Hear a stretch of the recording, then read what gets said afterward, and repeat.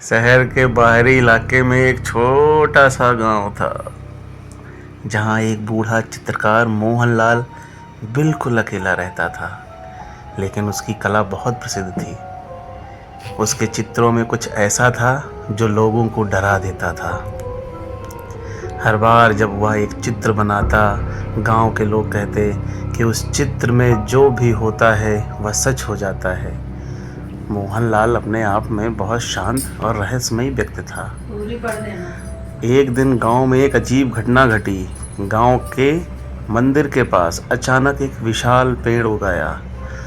वह पेड़ पहले कभी वहां नहीं था और उसकी शाखाएं इतनी घनी थीं कि सूर्य की रोशनी भी नीचे नहीं पहुंचती थी।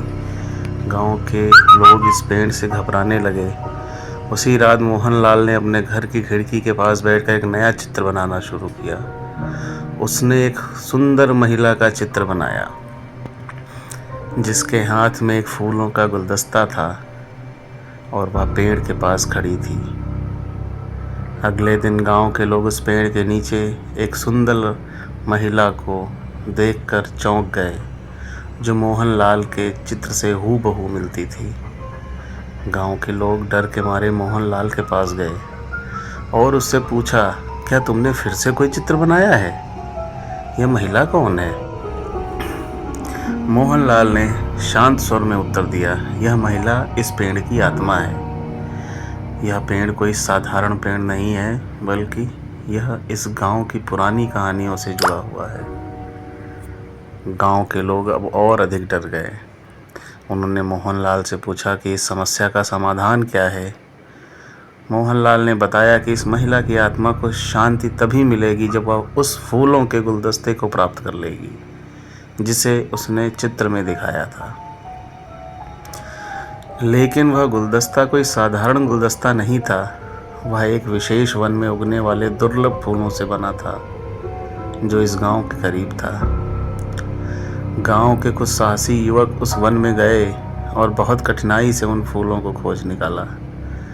जब उन्होंने वह गुलदस्ता महिला को दिया, तो वह महिला धीरे धीरे गायब होने लगी और उसके साथ ही वह पेड़ भी गांव से फिर शांत हो गया और लोगों ने मोहनलाल को धन्यवाद दिया। लेकिन मोहनलाल की आंखों में एक अजीब सी चमक थी, जैसे वह कुछ और जानता हो।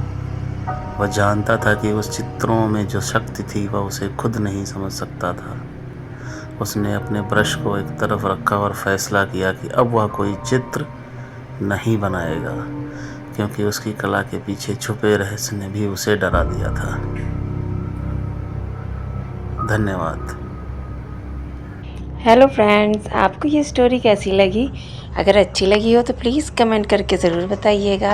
और आप लोग किस तरह की स्टोरी सुनना चाहते हैं ये भी प्लीज़ कमेंट करके ज़रूर बताइए, ताकि मैं आप लोगों के लिए उस तरह की ही स्टोरी लाऊं जो आप सुनना पसंद करते हैं। स्टोरी सुनने के लिए आप लोगों को बहुत बहुत धन्यवाद। अच्छी लगी हो तो लाइक करिए और चैनल सब्सक्राइब करिए हमारे साथ यूँ ही जुड़े रहने के लिए। मिलते हैं अगली स्टोरी में। Bye bye.